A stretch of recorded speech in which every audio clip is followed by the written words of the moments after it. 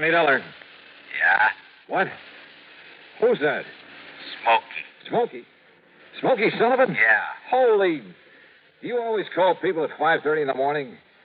Oh, hiya, Smokey. How are things down in New York? I'm living out here in Frisco now. Oh? You know about the big fire out here? Now, Smokey, don't tell me you've been up to your old tricks. You know I wouldn't do nothing like that, Johnny, after the good way you've been treating me. Well, I hope not.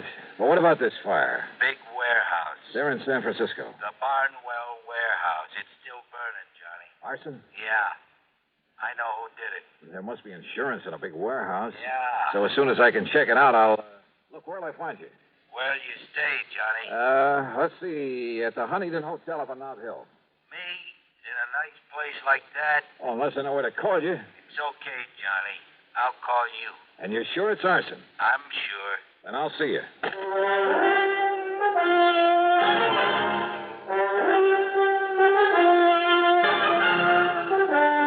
Bob Bailey in the exciting adventures of the man with the action-packed expense account. America's fabulous freelance insurance investigator. Yours truly, Johnny Dollar. A handcuffed thief makes a desperate bid to escape a frantic dope addict. Crashes through a fiberboard wall at the police station house. It's part of the daily routine in New York's 16th Police Precinct, Hell's Kitchen. In the new issue of Look magazine, you'll follow tough, dedicated cops as they track down the man who pulled the trigger, run down a burglar, subdue a drug addict. And you'll learn in Look the kind of guy it takes to make a detective, what he thinks about his job, what he thinks about the kinds of people he has to deal with. It's all here in Look's exciting picture story, Detectives at Work, an uphill fight in a tough city where the crime rate has risen almost 10% in the last year, where 40% of the nation's drug addicts fight, steal, or beg for a fix, where an entire neighborhood suddenly becomes silent when the police department tries to track the man behind the gun. You'll see it all in Look magazine's dramatic picture story, Detectives at Work. It's in the latest issue of Look, and it's on your newsstands now. Get your copy of Look today.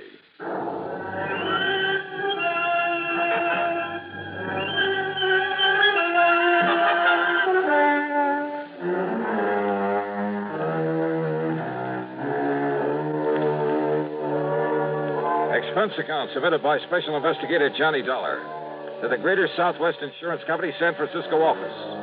Following is an account of expenses incurred during my investigation of the Frisco fire matter. First of all, I had to make sure my expenses to the West Coast wouldn't have to come out of my own pocket. So expense account item 1, 10 cents for a call that got Pat McCracken of Universal Adjustment Bureau out of his bed.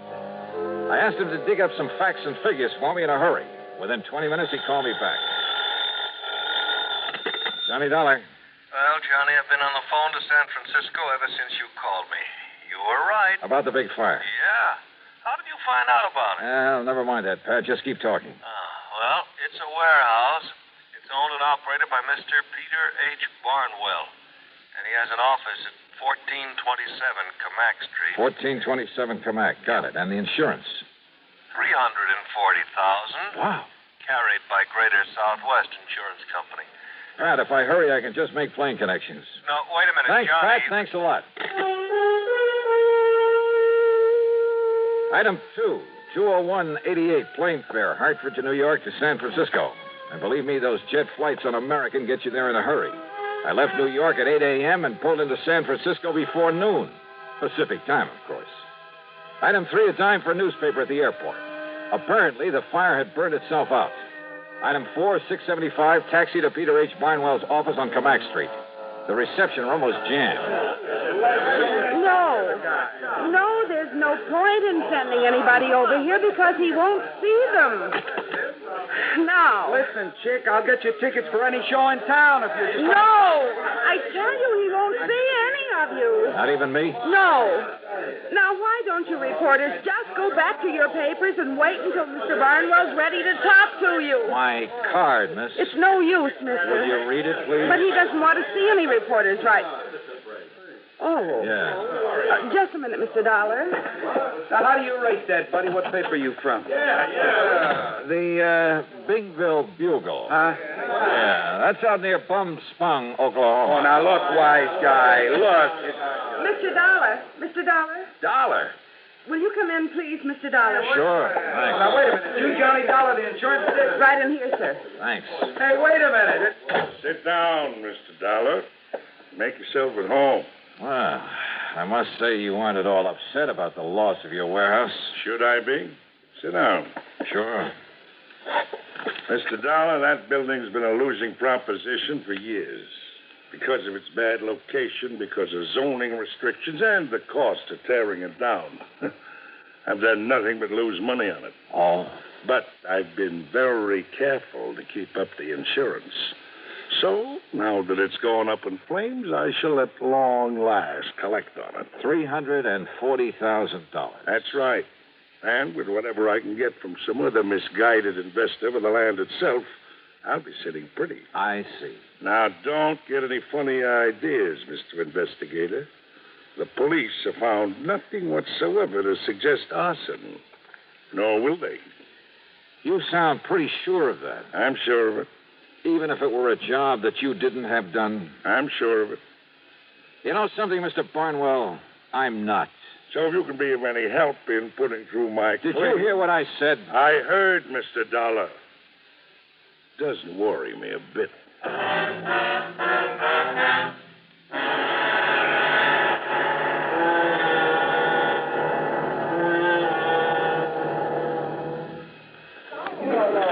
Hey, fellas! My car filter may be worth $1,000. How's that? Heard over the radio that the people who make Fram filters have a big treasure hunt on. So I checked my oil and air filter. And I'll be doggone if there wasn't a specially marked Fram air filter that might pay me $1,000. No kidding. My service station man said whatever I win, he'll win the same amount. Told me a regular filter check is important to today's cars. So important that Fram Corporation is paying $60,000 to get car owners to check their filters now. Cash money? Sure, this is Fram's silver anniversary. Last year, 10,000 secretly numbered Fram filters were distributed all over the United States and installed in cars during regular servicing. Every one of them is worth cash, some as much as $1,000. Why, one of you guys may have one in your car and not even know it. Say, what are we waiting for? Let's get those filters checked. Hurry, folks. Get in on the big Fram treasure hunt.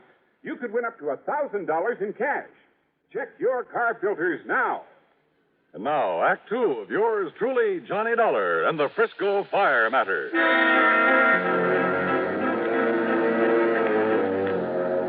Expense account item 5, $2 for a taxi.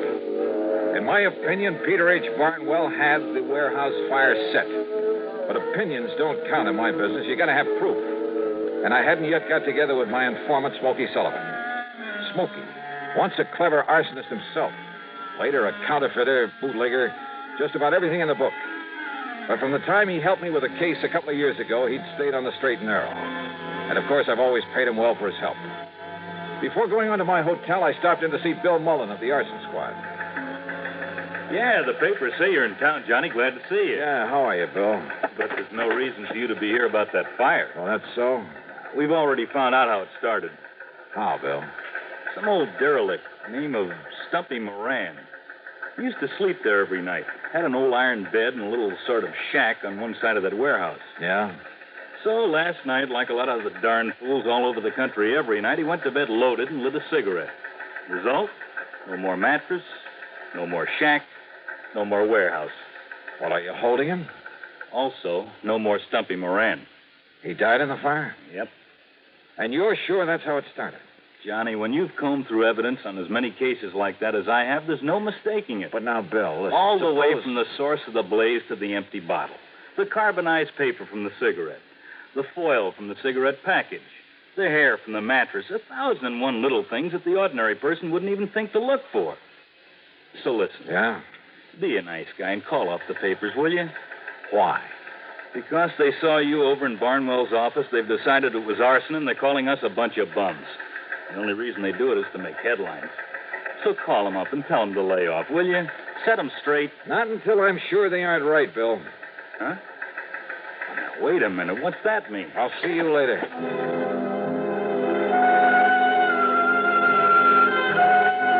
Item 6, another taxi to the Hotel Huntington up on Nob Hill. I went straight to my room and sat down to wait for Smoky Sullivan to call. I didn't have to wait long.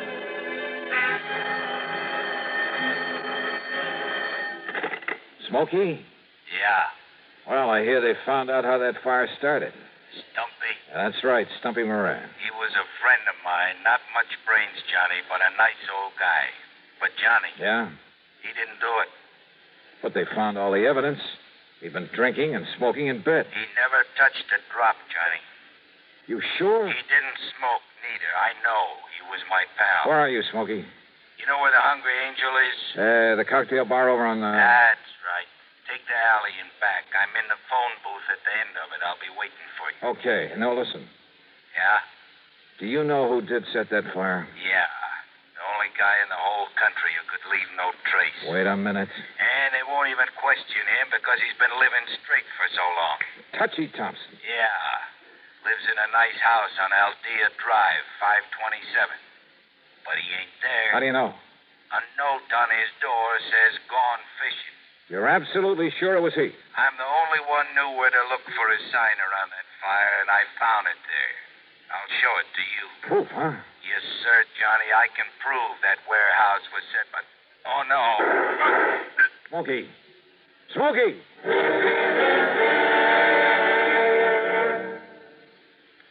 Sociable, up-to-date, debonair. What's this, a new word game? No, I'm just mentioning the qualities that people admire in other people. Oh, I see. If you're sociable, up-to-date, and what was that other word, debonair? Yes, debonair. But listen to it this way. Be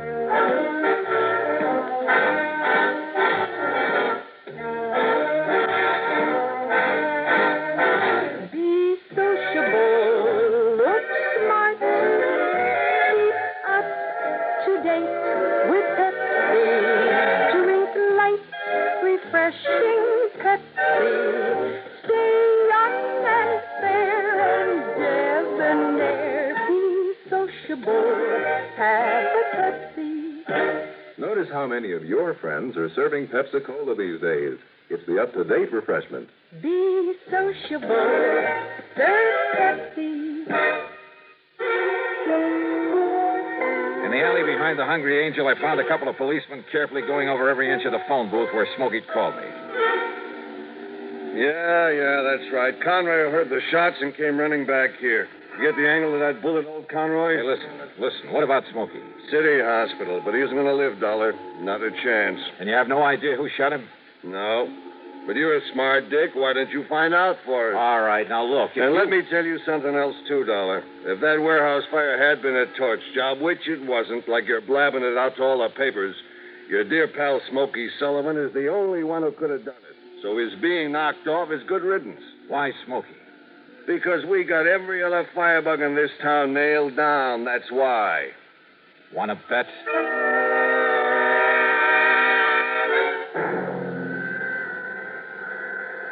Mr. Dollar, I honestly don't understand it, considering the way one of those bullets nicked his heart. But it looks as though that man Sullivan will live. Now, the point is, Doctor, can I talk to him? Well, you can try, of course. Oh, this way, Mr. Dollar. But he was not able to give anything to the police, who just left. And listen, Doctor, do everything you can for him, will you? I'll foot the bill. Oh, very well. Right in here. Okay. You, mind if I talk to him alone? If you like. And if you can. Thanks.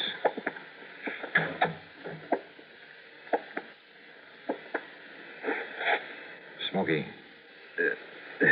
Smokey? Hi, Johnny. Oh, hi. Yeah, the doc says you're going to be okay. Yeah. Can't get rid of me. Attaboy, Smokey. I didn't talk to the cops. Just looked at him like I was dead. Good for you. Hey, Smokey, did you see who put the slugs into you? No, Johnny. But it must have been Touchy. Touchy Thompson. Same as he set that fire. Yeah. All right, now listen. You're in no shape to go over there and show me. But if the arson squad found no trace, and believe me, they know everything to look for. Chemicals. What? Touchy had chemicals, special chemicals. Never left a trace. Everything leaves a trace of some kind. No. He had to use a gas mask. That's what must have knocked out Stumpy Moran. Then Touchy could plant the liquor, the cigarettes. Then I guess the only thing I can do is try to find Touchy Thompson. Johnny, Yeah? if you do, Johnny, be careful. Yeah. Yeah.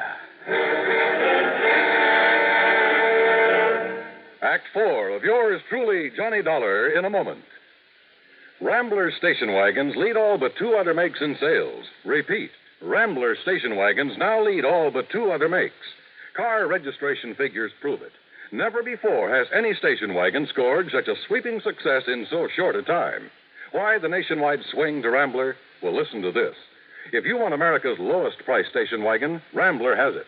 If you want big 6-passenger room, plus America's easiest parking, Rambler has that. Most miles per gallon? Rambler has that, too. Trade-in value? Rambler has the highest of any low-priced car. Yes, Rambler is America's top economy station wagon, but Rambler is also the compact quality car, the only car to offer personalized comfort, including front seats that glide back and forward separately, adjustable headrests, reclining seat backs, finest air conditioning at lowest cost, deep dip rust proofing. Yes, all America is discovering that Rambler station wagons are different, and Americans love that difference. So will you. Drive a Rambler station wagon now, 6 or V8 at Rambler dealers. And now, Act 4 of yours truly, Johnny Dollar.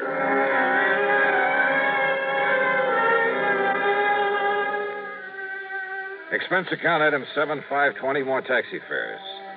There was nobody home at Touchy Thompson's place. Only the note on the door Smokey had told me about. Gone fishing. Fishing, huh? He was probably hiding somewhere around the town, waiting for the atmosphere to clear. But how to bring him out in the open? Then I suddenly remembered an old friend of mine, Maury Webster, head man at station KCBS. Item 8, $1 even for a cab to the Sheraton Palace and the KCBS studios. Johnny, this is a pleasant surprise, although I had heard you're in town. How are you, Maury? Up to my neck. We're in the midst of a big celebration. You know, our 50th anniversary. Oh? Yes, sir. We were the first broadcasting station in the country, and we're kind of proud of it. Well, I should think you would be. Let me add my congratulations. Well, thank you, Johnny. What brings you here? Maury, when is your next news broadcast? Well, let me see. Well, Don Mosley will hit the air in just about 7 minutes. That'll just give me time to knock out a news item for him to read on the air. Oh, what kind? Tell you while I'm scribbling it, if you don't mind. Well, yeah, go ahead. And Maury, I have a sneaking suspicion it'll flush out an arsonist. Oh? Yeah, and killer. As briefly as possible, I told Maury Webster my plan, the why of it. I handed him the news item I'd cooked up. He penciled in a couple of minor changes, then gave it to his top man on the news bureau, Don Mosley. A few minutes later, there in his office, we listened to it being broadcast over the powerful facilities of KCBS. The international situation. On the local scene, well, it took insurance investigator Johnny Dollar to clear up the matter of the Barnwell warehouse fire. Here he comes. Yeah. Dollar has proved conclusively that it was set by an old hand at that business named Smoky Sullivan. His reason? To kill another man by the name of Moran, whose body was later found buried in the embers. Incidentally, Sullivan himself has just died as a result of bullet wounds, no doubt inflicted by some friend of Moran's who sought to avenge his murder. Well, as for the holdup that occurred early this morning on the Embarcadero... Well, I hope it does the trick, Johnny. What are you going to do now? Maury, there's going to be a stakeout at the home of one John R. Thompson, formerly known as Touchy Thompson, out on Aldea Drive. Oh, then you're turning this whole thing over to the police. That stakeout will be me. But if Thompson did set that fire and kill Moran... I still have to prove it. Well, don't you think it's a little dangerous, Johnny? Could be. Well, in just a minute. Thanks, Maury. Thanks a lot. So I went out to Aldea Drive again. And I parked myself rather uncomfortably behind a hedge across the street from Thompson's place. Finally, it must have been around 10 p.m., an expensive car pulled up and a man loaded with fishing gear went into the house. I waited a couple of minutes, and then I went over, knocked on the door, walked in, introduced myself, and laid a few cards right on the table. You're crazy, Dollar. Didn't even know about that fire until you told me just now. Why lie about it, Touchy? Look, I've been fishing. Yeah, for what? An alibi? Oh, give me that for trout. Look here. Here they are. There, trout. Ever see a nicer mess of them? Pick 'em up at any market. Not me. All right, who was with you? I was alone. I was over there camped beside the lake all the time. My sleeping bag's still out in the car. What lake? Mono Lake. It's a little over 200 miles east of here. Yeah, I know it well. Well, that's why I caught him. I know it well enough to know that because of the high mineral content of that water, no trout could ever survive in it. What? Oh, look, wait a minute. It's no good, Touchy, and with the proof I have that only you could have set that fire with some of your fancy chemicals. What do you know about that? No, you got no proof. Look. Perhaps he has, Touchy. Well, I'm glad to see you two know each other. Very smart, weren't you, Touchy? What do you mean? I mean the way you fell for that phony news broadcast and came back here. Phony? And Dollar, thanks for setting the stage for me. Yeah? What does that mean? You came here because you suspected Touchy. You had a big argument. You both pulled your guns and killed each other. No, wait a minute. That's the only conclusion the police can possibly reach when they find your buddies lying here. Look. Nope. Don't make a single move, Dollar. Neither of you will do anything because 5 seconds from now you'll both be dead. Well, you're wrong. What? Pull that trigger, Barnwell, and it's the last thing you'll ever do. Bill. Climb in this window, boys, and take care of it. There isn't any need for violence, officer. That's right, Barnwell, there isn't. All right. You too, Tom. Well, Johnny? Now, just what under the sun ever led you to come out here, Bill?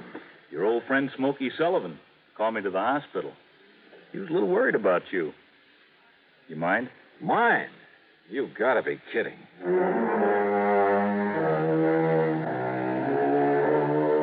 Yeah, they were both in it up to their ears. Each, in trying to defend himself, just put the other in there much deeper. And by the time the courts get through with them, they'll be sorry they ever lived. Expense account total, including the trip back to Hartford and a good hefty gratuity for Smokey Sullivan, plus all his hospital bills, $923.91. Yours truly, Johnny Dollar.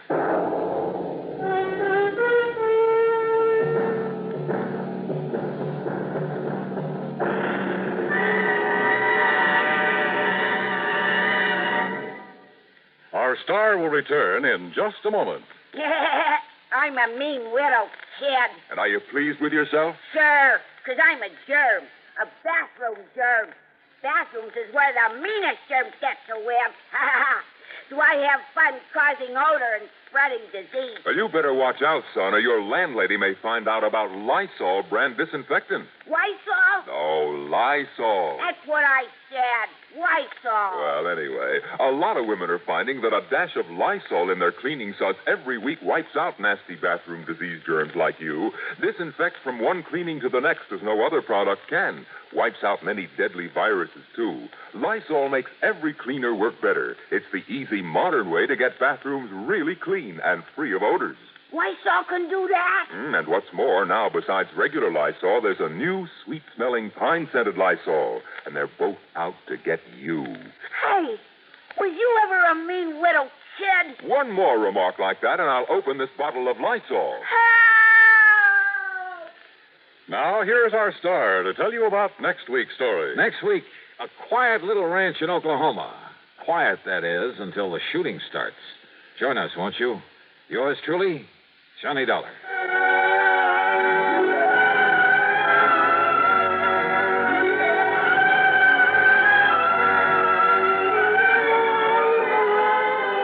Yours truly, Johnny Dollar, starring Bob Bailey, originates in Hollywood and is written, produced, and directed by Jack Johnstone. Heard in our cast were Virginia Gregg, Vic Perrin, Larry Dobkin, Alan Reed, Gil Stratton Jr., Paul Duboff, Bartlett Robinson, Don Mosley, and Tony Barrett.